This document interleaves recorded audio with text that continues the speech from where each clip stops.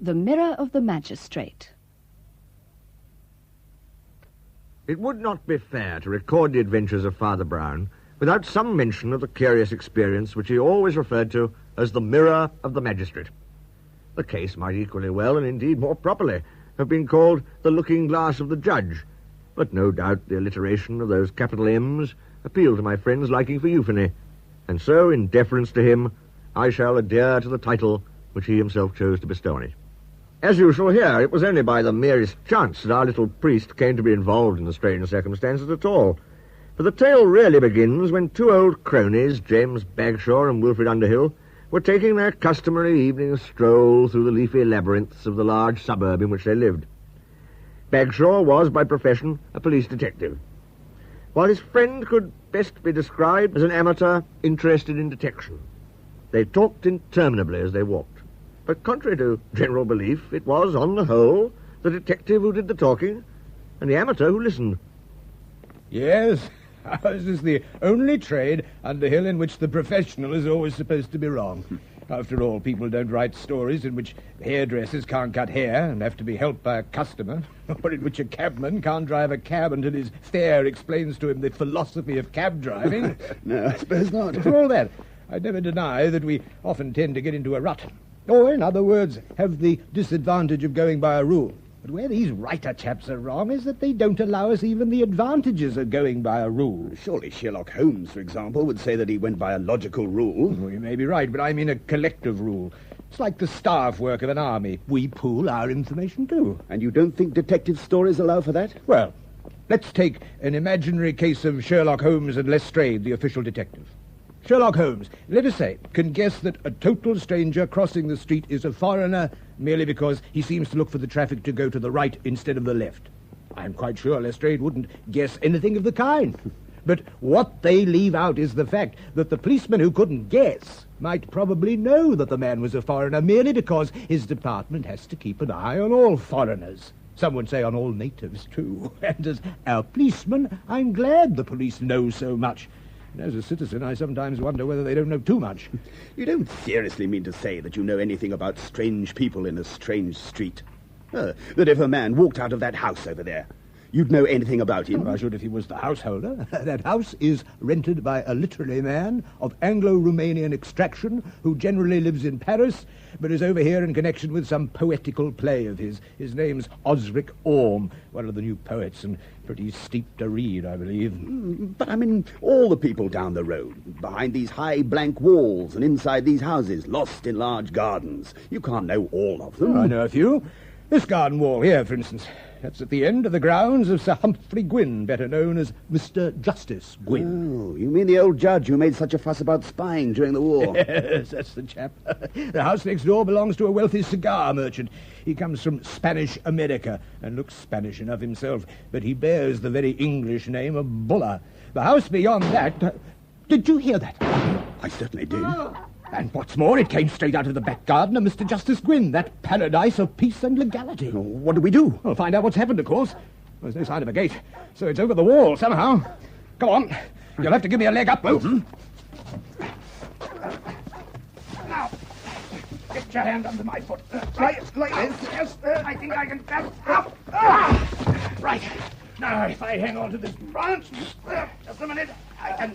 Can you grab hold of my hand? Yes. I think I can get you up. Right. 1, 2, 3. There. Right. Now, I suggest that we use the branch and swing over. Might help soften the fall. Right? Right. Right then. Quick. You all right? Yes. Along this path. The garden seems to be illuminated. See those coloured lights in the trees? Is he having a party, do you think? No. Lights are a hobby of his. He likes playing with a little electricity plant that he works in that summer house over there, where he does his work and keeps his papers. Fuller, who knows him well, says the coloured lamps are more often a sign that he's not to be disturbed. Sort of red danger signals, perhaps. Good Lord. I'm afraid they are danger signals. Look over there, by that little pond, where the lights are clustered. Great heavens, there's someone lying there. And his head's in the water. Come on, across the lawn. This looks to me like... Here! Wait a moment. Where are you going? What's the matter? Come on. Got you. Let go of me. No, you don't. Now, come on. Stop struggling if you don't want to get hurt. There. Come on. There. That's better. Now, my friend, you'd better explain yourself. What were you doing skulking in the bushes? Nothing. Nothing, I tell you. Let me go. Not so fast. Here. I want a better look at you under the light. Come along. What on earth's going on? Caught this man lurking in the bushes, trying to make his escape. I shouldn't wonder. Oh, lucky I spotted him in those laurels. You've got it all wrong. I wasn't trying to escape. I was only... Underhill, I wish you'd run on and see what's up by that pool. Very well, if I must. And now, my friend, who are you? What's your name? Michael Flood. But I've got nothing to do with it. I found him lying dead and I was scared. But I only came to interview him for my paper. Oh, a journalist, eh? When you interview celebrities for the press, do you generally climb over the wall? How did you know that? That trail of footprints in the dew, coming and going across the lawn towards the wall. I couldn't make anybody hear at the front door. The servant had gone out. Huh? How do you know he'd gone out? I've just seen him drop back over the wall. Where? Over there. Just by the garden door. You! Come here. I want to speak to you. You the servant here? Yes, I am. Very well. I'll have something to say to you later. Now, Mr. Flood, is there anybody who can testify to your identity? I've just come from Ireland. The only man I know round here is a priest at St. Dominic's, Father yes. Brown. He's a newcomer too, is he not? He's not been in the parish long. Long enough to be able to vouch for you, I hope. Now, neither of you is to leave this place for the present, but you, my man, you can go into the house and ring up St. Dominic's. Ask Father Brown if he would mind coming here at once. Very well. If I must. No tricks, mind. As for you, Mr. Flood, I must ask you to remain with me until Father Brown turns up. While our energetic detective was securing his potential fugitives, his companion had hastened to the pond. There a strange and tragic sight met his eyes. The dead man, there was no doubt he was dead, lay with his head in the pond, his black, spidery legs sprawling at angles up the steep bank from which he had fallen. In the glow of the artificial illumination, his face looked gaunt and rather sinister, its bald dome crowned with scanty grey locks. He was in evening dress, and despite the damage done by the bullet wound in the temple, Underhill had no difficulty in recognizing the features he had seen in many portraits of Sir Humphrey Gwynne. Blood was slowly eddying from the head wound into the luminous water in snaky rings, like the transparent crimson of sunset clouds. Underhill did not know how long he stood staring down at this macabre figure. But when he looked up, he saw a group of 4 people standing above him on the bank. Bagshaw and his Irish captive he was prepared for, and the third, judging by his striped red waistcoat, was clearly a servant of some kind. It was the 4th person, a stumpy little man with a round face and a hat like a black halo whose presence puzzled him. Then he heard Bagshaw say, I'm glad you are able to identify this man, Father Brown, but you must realize he's still under suspicion. Of course, he may be innocent, but he did enter the garden in an irregular fashion. I think he's innocent myself, but of course I may be wrong. Why do you think he's innocent? Because he entered the garden in an irregular fashion, while I entered in a regular fashion. But I seem to be almost the only person here who did. What do you mean by a regular fashion? Well, I came in by the front door. Does it matter very much how you came in, unless you propose to confess to the murder? Yes, I think it does. When I came in at the front door, I saw something in the passage I don't think any of the rest of you have seen. What was that? A sort of general smash-up. A big looking-glass broken, a small palm tree knocked over, and the pot lying in pieces on the floor. Ah. Right, then, let's go into the house.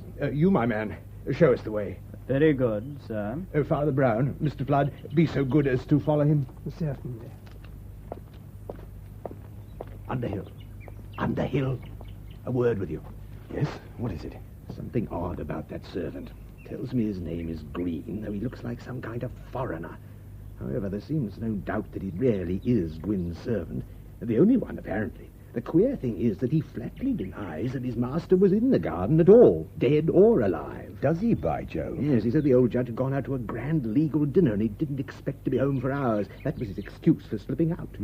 Did he give any excuse for his curious way of slipping in? None that I could make sense of, but he seems to be scared of something. This way, gentlemen, if you please. This is the front entrance hall, sir. Not much light, is there? Can't you turn that lamp up higher? I'll do my best, sir. Ah, yes, that's better. Yes, I see what you mean, Father Brown. Mirrors smashed to smithereens, ploughed overturned and broken, debris everywhere. Yes, you're quite right. There's been a struggle here, and it must have been a struggle between Gwyn and his murderer. It did seem to me that something had happened here. Yes, and it's pretty clear what. The murderer entered by the front door and found Gwyn. Oh, probably Gwyn let him in. There was a deadly grapple, possibly a charged shot that hit the glass. Gwyn fled into the garden, where he was pursued, and shot finally down by the pond. That seems a reasonable theory. I fancy that's the whole story of the crime itself. But of course, I must take a look round the other rooms before reaching a final conclusion. Remarkably little to help us in any of the rooms so far. Things seem pretty shipshape on the whole. Oh, this is the library, I suppose. Yes, splendid, splendid. Well, papers in order. Correspondence undisturbed. No sign of anybody. What have we here? An automatic pistol. Oh, really? And loaded, too. Not exactly what one would expect to find in a judge's library desk. Perhaps he was expecting something. Or somebody. Possibly. Yet it seems queer he didn't take this with him when he went out into the hall. Well, as there's nothing else to be seen here, we'd better take another look at the scene of the struggle. As they returned to the hall, making their way towards the front door, Father Brown let his eye roam around in a rather absent-minded fashion. The grey and faded pattern of the wallpaper seemed to emphasize the dust and dingy floridity of the few early Victorian ornaments, the green rust that devoured the bronze of the single lamp, and the dull gold that glimmered in the frame of the broken mirror. You know, Inspector Bagshaw, they say it's bad luck to break a looking glass. This looks like the very house of ill luck. There's something about the very furniture, the very atmosphere, the whole place. It's rather odd. I thought the front door would be shut, but it's left on the latch. Oh, really? That's odd. Oh, well, at least we can take a look at the front garden.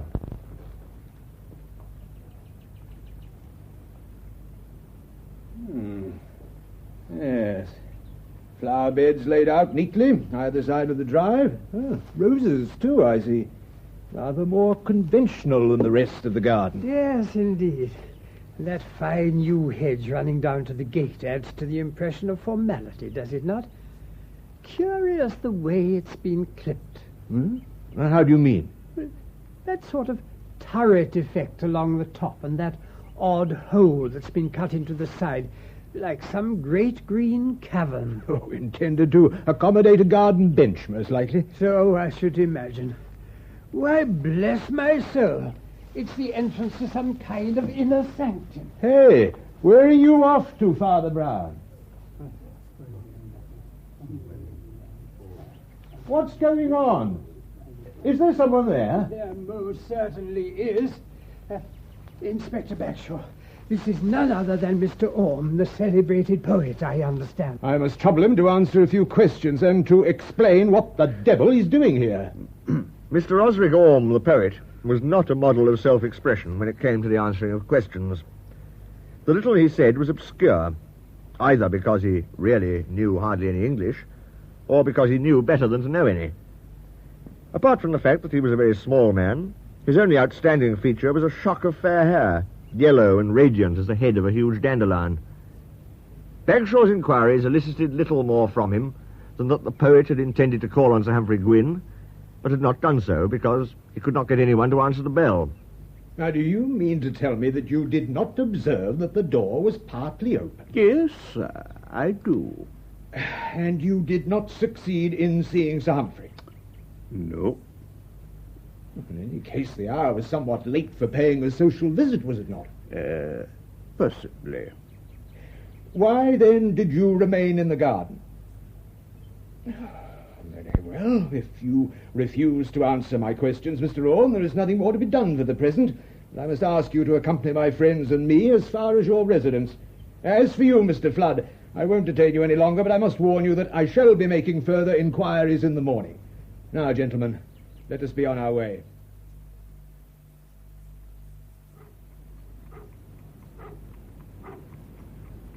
Good evening, Inspector. Well, I'm jiggered, Mr. Buller, is it not? Couldn't recognize you for a moment, sir.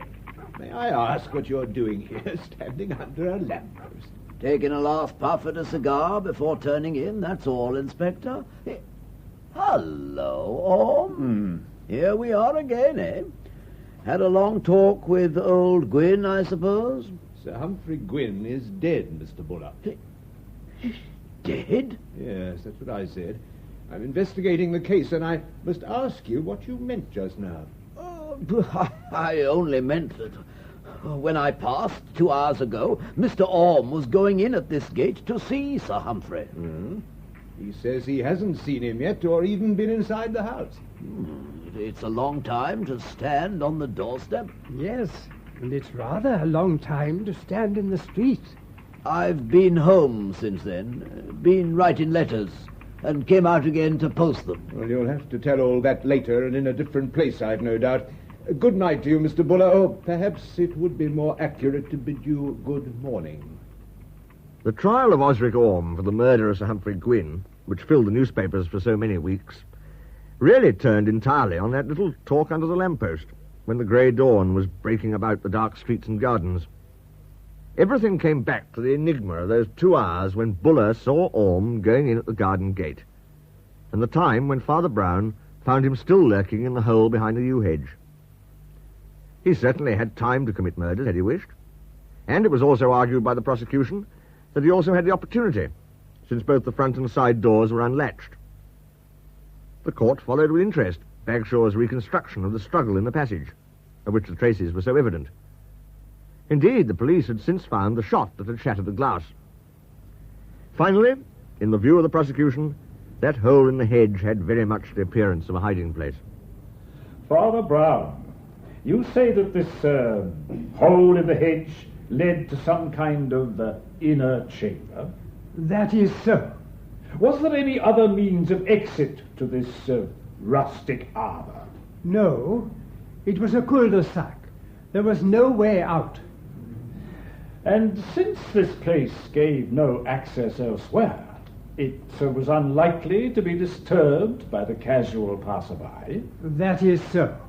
In short, it would provide a convenient retreat for someone who wished to conceal his presence. I suppose it would. Yes. Thank you, Father Brown. I am much obliged to you. But in his final pleading, Sir Matthew Blake, counsel for the defence, skillfully turned this point to his client's advantage. I ask you, members of the jury, why any man, particularly a guilty one, should entrap himself in a place without possible exit, when it would obviously be more sensible to slip out into the street?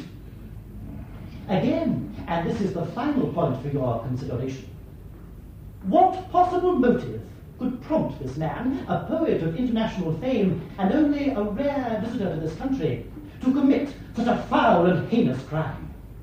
What possible reason could such a man have for doing to death one of the most eminent and honoured luminaries in the whole of our legal profession?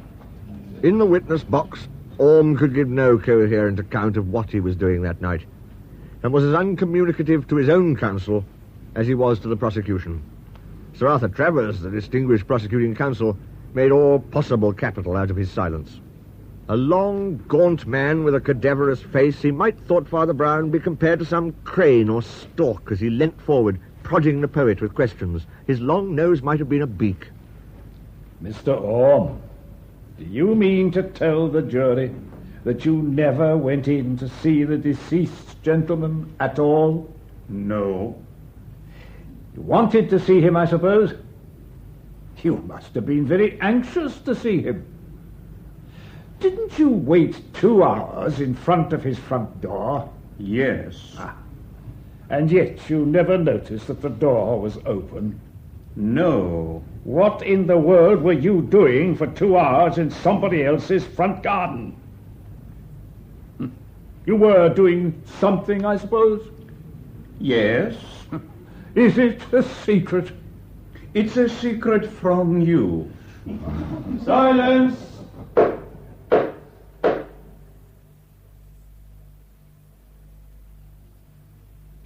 Gentlemen of the jury, we do not know the exact reason why this honourable public servant was murdered.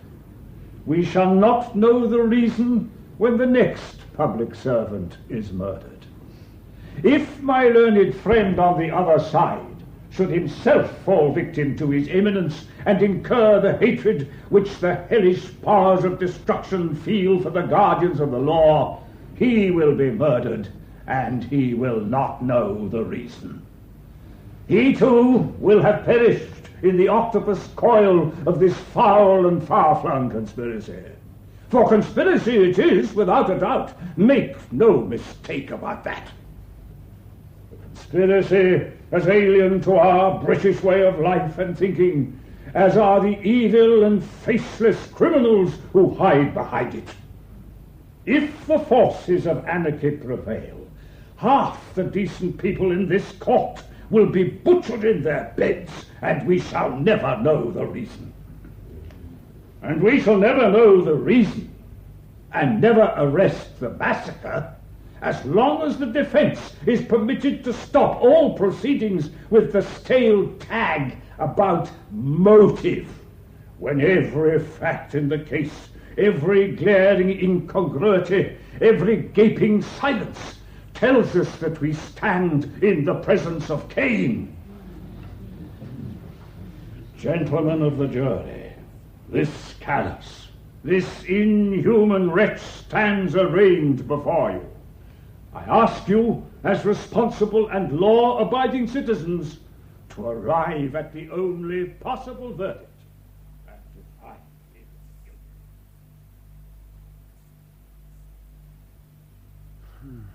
Well, I wonder how long the jury will be making up its mind. Oh, not long, I fancy. The case seems pretty well tied up. I must say I never heard Sir Arthur getting so excited. Some people are saying that he went beyond the usual limit, and that the prosecution in a murder case oughtn't to be so vindictive. I agree, Bagshaw.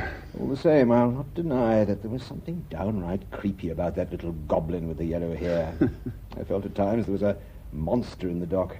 But if that was due to Sir Arthur's eloquence, then he certainly took a heavy responsibility in putting so much passion into it. He was a friend of poor Gwyn's, of course. I dare say that's why he feels so strongly in this case. I suppose it's doubtful whether a man ought to act in such a case on mere personal feeling. Oh, you're wrong, Underhill. Sir Arthur Travers wouldn't act on feeling, however strong it was. He's got a very stiff sense of his professional position. He's one of those men who are ambitious even when they've satisfied their ambition. I know nobody who'd take more trouble to keep his position in the world. No, if he lets himself go like that, he must have some very good reason for wanting to convict Orm, and some very good reason for thinking he can do it. That means that the facts will support him. His confidence doesn't look well for the prisoner. No, indeed. Well, Father Brown, what do you think of our judicial procedure? Well, I think the thing that struck me most was how different men look in their wigs. You talk about Sir Arthur being so tremendous, but I happened to see him take off his wig for a moment, and he really looks quite a different man. He's quite bald, for one thing. You wouldn't propose to found the defence on the fact that the prosecuting counsel is bald, would you? Not exactly. To tell you the truth, I was thinking how little some kinds of people know about other kinds of people. Oh? And where does that get us? Well, suppose I went among some remote people who'd never heard of England. Suppose I told them that there's a man in my country who won't ask a question of life and death until he's put a creation made of horsehair on top of his head, with little tails behind and grey corkscrew curls at the side. They would think he was rather eccentric. And they would think so because they don't know anything about English barristers, because they don't know what a barrister is. Well, I'll grant you that, but I don't see how... Well, that barrister doesn't know what a poet is. He doesn't understand that a poet's eccentricities wouldn't seem eccentric to other poets. He thinks it odd that Orm should walk about in a beautiful garden for 2 hours with nothing to do. God bless my soul. A poet would think nothing of walking about in the same backyard for 10 hours if he had a poem to do. Orm's counsel was just as stupid. It had never occurred to him to ask Orm the obvious question. What question do you mean? Why, what poem he was making up, of course. What line he was stuck at. What epithet he was looking for. What climax he was trying to work up to. If there were any educated people in court who know what literature is, they would have known well enough if he had anything genuine to do. You'd have asked a manufacturer about the conditions of his factory, but nobody seems to consider the conditions under which poetry is manufactured. That's all very well. But why did he hide? Why did he go into that hole behind the hedge and stop there? It led nowhere. Right. Why, because it led nowhere, of course. Anybody who clapped eyes on that blind alley ending in nothing might have known that an artist would want to go there, just as a child would. To go there for what? I beg your pardon, but it seems odd that none of you understand these things. Don't you know that an artist must have time in which to think, to ponder, to absorb his impressions, and then find the means by which to express them? If you told him that hole in the hedge led nowhere except to that small green cavern in which I found him, he would tell you that it led to the country at the end of the world, a country which no one else beside himself could ever hope to enter. But do you expect him to tell you that in the witness box? What would you say to him if he did? You talk about a man having a jury of his peers. Why don't you have a jury of poets? My word. You talk as if you were a poet yourself. You thank your stars I'm not. Thank your lucky stars a priest has to be more charitable than a poet. Lord have mercy on us. If you knew what a crushing, what a cruel contempt he feels for the lot of you, you'd feel as if you were under Niagara. You may know more than I do about the artistic temperament, Father Brown, but after all, the answer is simple. You can only show that he might have acted as he did without committing the crime. But it's equally true that he might have committed the crime. And who else could have committed it? Have you thought about the servant, Green? He told rather a queer story. Oh, you think Green did it after all? Oh, I'm quite sure he didn't. I only asked if you thought about his queer story. He only went out for a drink or an assignation or whatnot, but he went out by the garden door and came back over the garden wall. In other words, he left the door open, but he came back to find it shut. And why? Because somebody else had already passed that way. The murderer. Do you know who he was? I know what he looked like. You do? Yes, but that's the only thing I do know. I can almost see him as he came in at the front door, in the gleam of the hall lamp. His figure, his clothes, even his face. What is all this? How did he look? He looked like Sir Humphrey Gwynn. What the devil do you mean? Gwynn was lying dead with his head in the pond. Oh, yes. Well? Let's go back to that theory of yours for a moment, Inspector. It was a very good one, though I don't quite agree with it. Oh, and why is that? Well, you see, you suppose the murderer came in at the front door, met the judge in the hall, struggled with him, breaking the mirror in the process. You further suppose that the judge then retreated into the garden where he was finally shot beside the pond. Am I correct? More or less, yes. Well, somehow it doesn't sound natural to me. Granted, he retreated down the hall. There are two exits at the end, one into the garden and one into the house. Now, surely he would be more likely to retreat into the house. Why? But his gun was there. His telephone was there. His servant, so far as he knew, was there. Even his nearest neighbors were on that side of the house. Now, why should he stop to open the garden door and go out alone on the deserted side of the house? There's something in that, certainly. Yes, but we know he did go out of the house. We know he went out of the house because he was found in the garden. He never went out of the house because he was never in the house. What? Well, not that evening, I mean. He was sitting in that summer house. Yes, I read that lesson in the dark at the beginning, in red and golden stars across the garden. The lights. Yes, the lights. You told me, Inspector, that they were worked from the summer house, did you not? I did. Well, they wouldn't have been burning at all if Gwyn hadn't been in the summer house. No, he was there all right. And he was trying to run across to the house and telephone for help when the murderer shot him beside the pond. Yes, but what about the pot and the palm and the broken mirror? It was you who found them, Father Brown. It was you yourself who said that there must have been a struggle in the hall. Did I? Oh, surely I didn't say that. Oh, yes, you did. You heard him too, didn't you, Underhill? I certainly understood him to say something to that Well, effect. I never thought that. What I think I said was that something had happened in the hall. And something did happen, but it wasn't a struggle. And what broke the mirror? A bullet broke the mirror. A bullet fired by the criminal. And the broken palm pot? How do you account for that? The fragments of falling glass were quite big enough to knock over the pot and the palm. Yes, I'll grant that, but what else could he be firing at except Gwyn? That's rather a fine metaphysical point. In one sense, of course, he was firing at Gwyn. But Gwyn wasn't there to be fired at. Wasn't there? What on earth do you mean?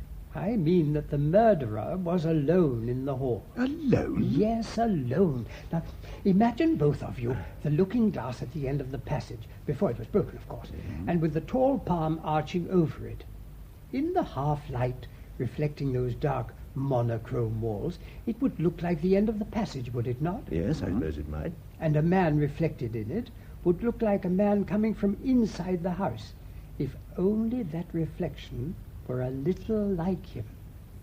The murderer, standing by the front door, would think Stop that... a minute. I believe I begin to... Yes, you begin to see why all the suspects in this case must be innocent. Not one of them could possibly have mistaken his own reflection for Mr. Justice Gwyn. Orm, the man now on trial for his life in that courtroom. Orm would have known at once that his shock of yellow hair was not a bald head. Flood, whose hair, you'll recollect, was a flaming red, would have seen that same red hair in the mirror.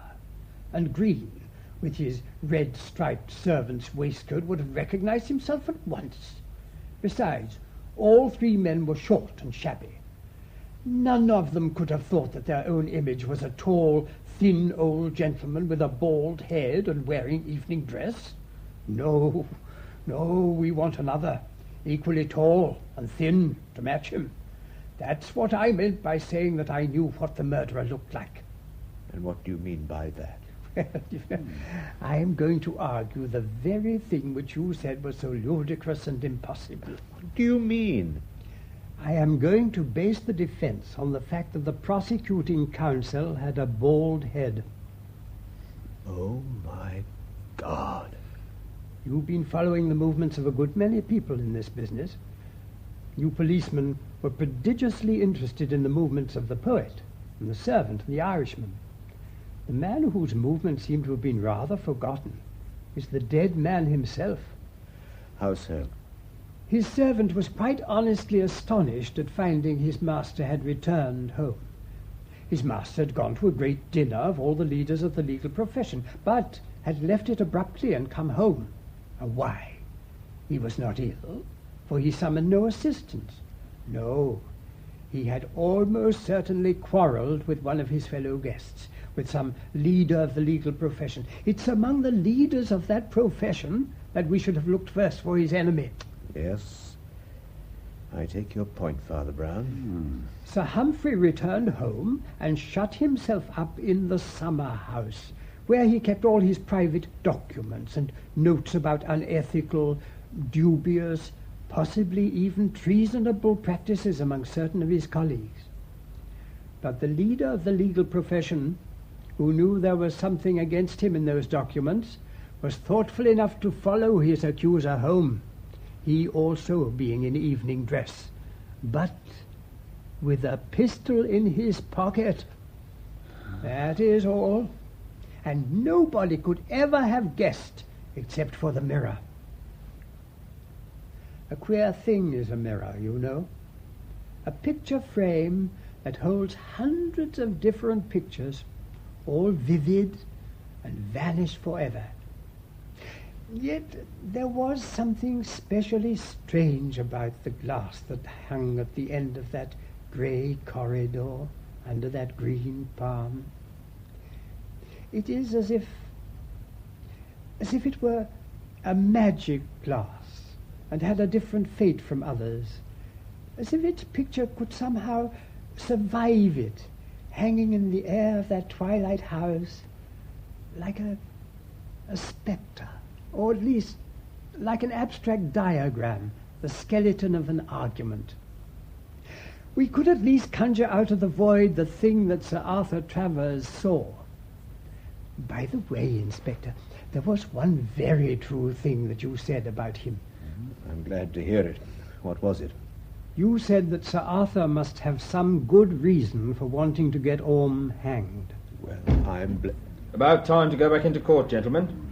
I understand the jury will be returning in a matter of minutes. Usher, I must see counsel for the defence at once. See Sir Matthew Blake, Inspector? That'd be most irregular at this stage of the proceedings. It's absolutely imperative that I speak with Sir Matthew before the jury is called back. There's not a moment to lose. It's a matter of life and death. In that case, you'd better come this way, sir. I'll see what can be done. Special, late night special, Orm case sensation, judge stops trial, famous lawyer withdraws from case, special, murder trial sensation, special, late night, special. Here, boy, give me a paper. Right you are, Governor. Here's your penny. So, special, late night special, murder trial sensation. Hey, Oliver, listen to this. Following the judge's unprecedented intervention in the trial of Osric Orm, it is understood that Sir Arthur Travers, the distinguished prosecuting counsel, has torn up his brief and has disassociated himself from any further proceedings. Phew. Well, I'm jiggered. Never knew that old windbag to chuck his hand in. What's up with him, do you suppose? Rumour and wild conjecture flew everywhere, from the most exclusive of London clubs to the humblest of public houses in some dockland back street. The subject was on the tip of every tongue. What, people were asking, could have been the extraordinary circumstances which caused a learned judge to stop the trial of Osric Orm? What new and vital evidence could have reached his lordship's ears at so late a stage? Had he perhaps decided that the man in the dock was unfit to plead? Had someone borne false witness? Or could it have been that for once the prosecution had overreached itself, and that Sir Arthur Travers' impassioned denunciation was held to have so prejudiced the minds of the jury as to inhibit its members from reaching a proper verdict, and so procure a grave miscarriage of justice? Father Brown, immersed once more in his pastoral duties, and secure in his belief that an innocent man had been saved from the gallows, gave little thought to all this wild speculation. And it was not until several days later that he had an opportunity of meeting Inspector Bagshaw again. Then a sudden call to the sickbed of a distant parishioner took him fortuitously past the portals of the local police headquarters. On an impulse, he stopped and went inside. Ah, Father Brown. Nice to see you. Come on in and sit down. I thought I'd just drop in. I understand that the authorities have been moving pretty quickly on the new lines of inquiry. Yes, that is so. But haven't you heard the news? You mean the retirement from the scene of Sir Arthur Travers? Sir Arthur Travers is dead. Dead? You mean that he... Yes. Last night he shot at the same man again. But this time, not in a mirror. That was The Mirror of the Magistrate by G.K. Chesterton, adapted by Archie Campbell. You heard Leslie French as Father Brown, William Rushton as G.K. Chesterton, who narrated the story, and Alan Rowe as Detective Inspector Bagshaw. Underhill was played by David Sinclair, Michael Flood by John Livesey, Osric Orm by Jonathan Byrne, Green by Sam Dastor, Buller by Timothy Bateson, Sir Michael Blake by Nigel Lambert, Sir Arthur Travers by Godfrey Kenton, and The Newsboy by Mark Burton. The play was produced by Christopher Venning.